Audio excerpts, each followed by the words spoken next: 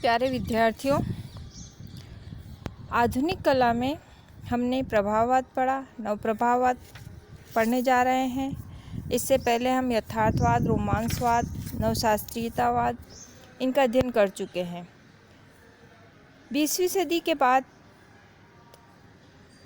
कला में जो आधुनिकवाद आए हैं, प्रभाववाद से एक प्रभाव दिखाई दिया। उसके बाद नवप्रभाववाद, उत्तर प्रभाववाद और कई प्रवादों ने जन्म लिया। सबकी उत्पत्ति प्रभाववाद के बाद प्रभाववाद से कुछ हिंट लेते हुए हुई है। प्रभाववाद ने विषय को गौण स्थान देकर उसका कला क्षेत्रीय महत्व घटा दिया, किंतु इससे प्रभाववाद यथार्थ से पूर्ण रूप से पृथक नहीं हो सका। प्रकाश व वातावरण के संपूर्ण प्रभाव को अंकित करने के उद्देश्य में सफल होने के लिए प्रभाववादी चित्रकारों को किसी यथार्थ दृश्य को ही चुनना पड़ता था, जिससे यथार्थवाद से मुक्त होकर आधुनिक कला के रूपायक विशुद्ध दृष्टिकोण को अपनाने में कलाकार कठिनाई अनुभव कर रहे थे। प्रभाववादी कलाकृतियों में आकार जनित सौंदर्य का विकास या प्रतीति नहीं होती। इसके अतिरिक्त वैयक्तिक भावनाओं या स्वतंत्र कल्पना से कला निर्मिति करने को प्रभाववाद में स्थान नहीं था, जिससे मौलिक सृजन के आनंद से कलाकार वंचित रहते। प्रभाववाद की इन त्रुटियों को देखकर जिन चित्रकारों ने नई दिशा में प्रयोग किए, उनमें जॉर्ज सोरा थे, और उन्होंने जिस शैली को जन्म दिया वह नव प्रभाववाद नाम से प्रसिद्ध हुआ।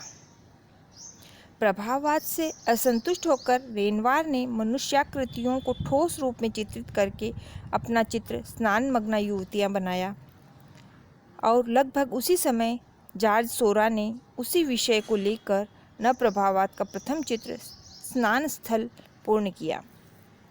किंतु दोनों की अंकन पद्धतियों एवं अभिव्यक्ति में पर्याप्त अंतर है। यह चित्र सोरा ने 1884 की सलों द आंदेपांदा प्रदर्शनी में रखा और उसको देगा, रेनवार, रेदो ने बहुत पसंद किया। सिसिएते द आंदेपांदा की प्रस्थापना राष्ट्रीय कला संस्था सिसिएते द आंदेपांदा की प्रस्थापना राष्ट्रीय कला संस्था से अस्वीकृत नव विचारों के कलाकारों को प्रोत्साहित करने के उद्देश्य से सोरा, रेदो, सिन्याक वगैरह कलाकारों ने की थी।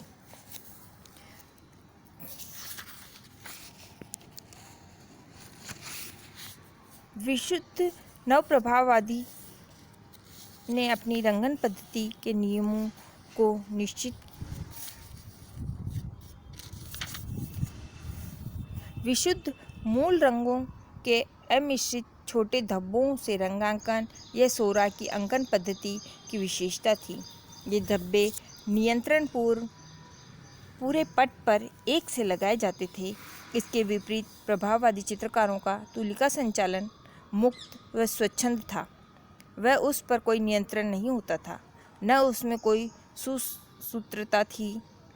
प्रभाववादी चित्रों में वस्तुओं और आदमियों की आकृतियाँ वातावरण में घुल मिलकर अस्पष्ट हो जाती, जबकि सोरा हल्के और गहरे रंगों की उचित छटाओं के प्रयोग द्वारा और बाह्य रेखा के सरलीकरण से आकृतियों को स्पष्ट व ज्यामितीय रूप देते थे।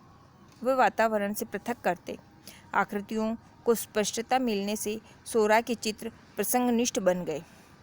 प्रभाववाद के क्षणिक दृष्टि के सिद्धांत को चित्रण का प्रथम चरण मानकर सोरा दैनिक जीवन के किसी क्षण को चुनते और आदमियों व वस्तुओं को ठोस रूप में अंकित करके उस क्षण को चित्र द्वारा अमर रूप देते।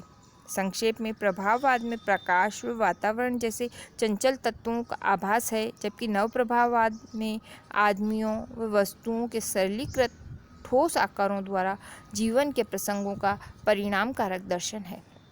प्रभाववादी चित्रकार दृश्य में स्वाभाविक आकस्मिकता का परिणाम दिखाने के प्रयत्न करते, जबकि सोरा विचारपूर्वक संयोजन करके चित्र विषय के प्रतिपादन में कोई त्रुटि नहीं होने देते। सोरा की कला में प्रभाववाद से भिन्न नवीन दृष्टिकोण था, जबकि देखकर फेलिफेनियों ने उनकी कला शैली को नवप्रभाववाद नाम दिया। इसको बिंदुवाद या विभाजनवाद भी कहते हैं, क्योंकि बिंदु बिंदु से चित्र का निर्माण किया और हर एक चित्र में विभाजन स्थितियाँ दिखाई देती थी, इसलिए इसे विभाजनवाद भी कहा गया। 1884 में सलोन आंदेपांदा प्रदर्शनी में सोरा का पॉल सिन्याक से परिचय हुआ। उन्होंने देखा कि दोनों समान ध्येय से प्रेरित थे। तब से दोनों ने मिलकर अपनी ध्येय प्राप्ति के लिए अपरिमित परिश्रम किए और नव प्रभाववाद को सामर्थ्यवान बनाने का श्रेय दोनों को बराबर दिया जाना चाहिए और मिलता है।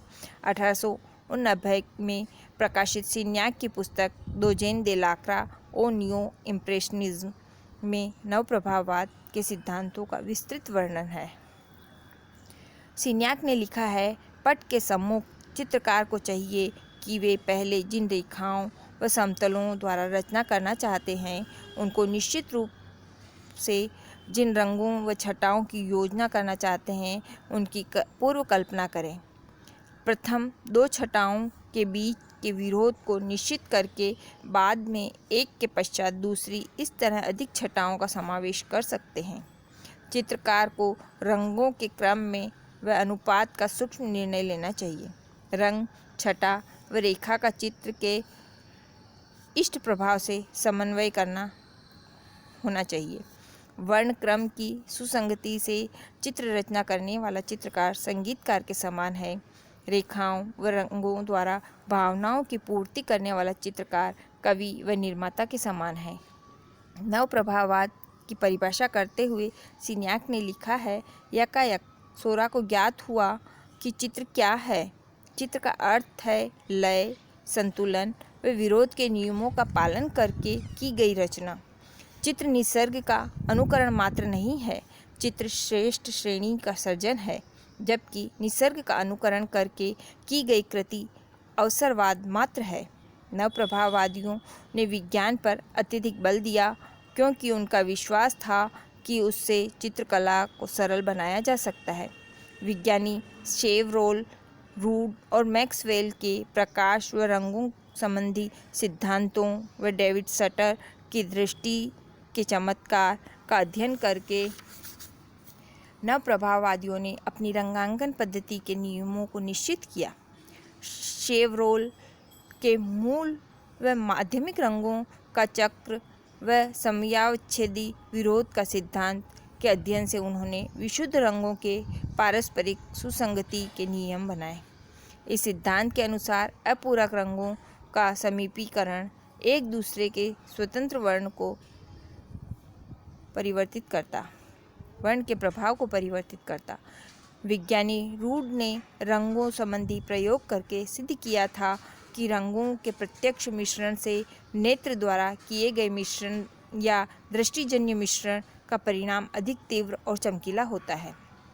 इस आविष्कार से नवप्रभाववादियों को नई प्रेरणा मिली और उन्होंने रंगों के प्रत्यक्ष मिश्रण के स्थान पर भिन्न मूल रंगों के धब्बों को समीप अंकित करके मिश्रित रंग का प्रभाव चित्रित करना शुरू किया। सोरा का वैज्ञानिक हल पर इतना विश्वास था कि वे सोचते थे कि मानवीय भावनाओं को भी विश्लेषण करके गणितीय सूत्रों में बांधा जा सकता है। गॉग ने उपहास में सोरा का नाम दिया था छोटा हरा रसायन विसर्दा। वह उनकी अंकन पद्धति को वे रिपी पॉइंट कहते। वैज्ञानिक प्रयोगों से यह सिद्ध हुआ था कि प्रत्येक रंग समीपवर्ती रंग पर अपने पूरक रंग की झलक डालता है। वैज्ञानिक सिद्धांतों के अध्ययन से पहले सोरा ने दे लाक्रा की रंगांकन पद्धति व रंगों संबंधी विचारों को गहरा अध्ययन किया और उनको विश्वास हो गया था कि संगीत की भांति चित्रकला को भी शास्त्र शुद्ध रूप में दिया जा सकता है। उनके पत्र में से निम्न उद्धरण उनके विचारों पर प्रकाश डालता है। चित्रकला के तत्वों का सरल वर्गीकरण है छटा, रंग व रेखा। इनके समुचित प्रयोग से उत्साहित, शांत व उदासीन भावनाओं को जागृत किया जा सकता है। उतरती रेखाओं, गहरी छटाओं और ठंडे रंगों से उदासीनता का भाव उत्पन्न होता है, जबकि चढ़ती रेखाओं, चमकीली छटाओं और उष्ण रंगों से उत्साह का भाव उत्पन्न होता है। वस्तु के प्रकाशित हिस्से के रंगों को विश्लेषण से निश्चित करने के बाद नवप्रभाववादी चित्रकार उन रंगों के पूरक रंगों की झलक उचित अनुपात में छाया के हिस्से में अंकित करते और रंगीन क्षेत्र की सीमा पर उसके पूरक रंग की छटा हल्की बाह्य रेखा की तरह अंकित करते। वे यह भी देखते कि वस्तु के पूरे दृश्य प्रभाव में उसके निजी रंग का क्या अनुपात है। मुक्त तुलिका संचालन के साथ नवप्रभाववादी चित्रकारों ने विशुद्ध रंगों के एक से बिंदु द्वारा रंगांकन आरंभ किया। इस पद्धति में कितनी यांत्रिकता थी, इस संबंध की निम्न घटना मनोरंजक है। 1893 ईस्वी की नवप्रभाववादी चित्रकारों की प्रदर्शनी के समय प्रवेश शुल्क देने से पहले एक महिला ने सोचकर प्रवेश द्वार के अंदर झांका और चित्रों को देखकर वहां बैठे चित्रकारों में से एक से पूछा, क्या ये चित्र यंत्र से बनाए गए हैं? चित्रकार ने शांति से उत्तर दिया, नहीं बहन जी, ये हाथ से बनाए गए हैं। तो बच्चों, आपने प्रभाववाद के बाद नवप्रभाववाद को समझा।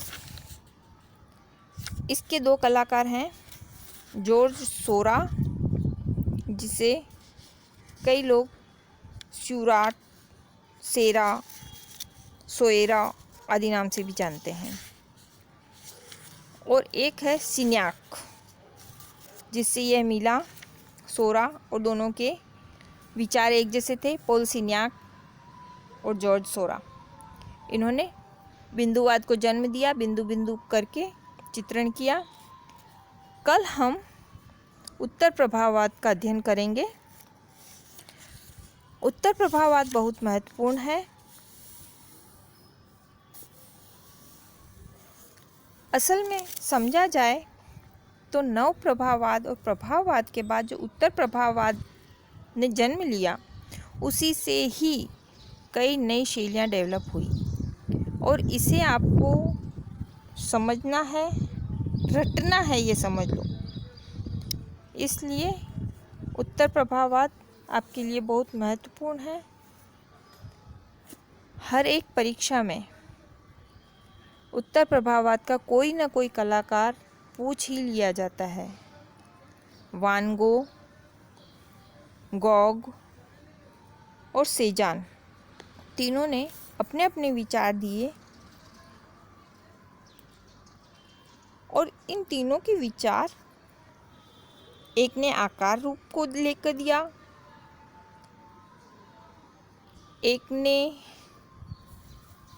मानसिक स्थितियों को कला में डाला,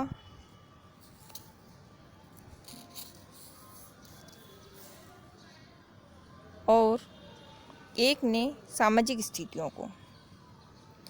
इसलिए कला में इन तीनों को स्थान देते हुए भी कलांकन कैसे किया और उससे नई शैलियाँ कैसे विकसित हुई, जो हम उत्तर प्रभाववाद में समझेंगे। धन्यवाद।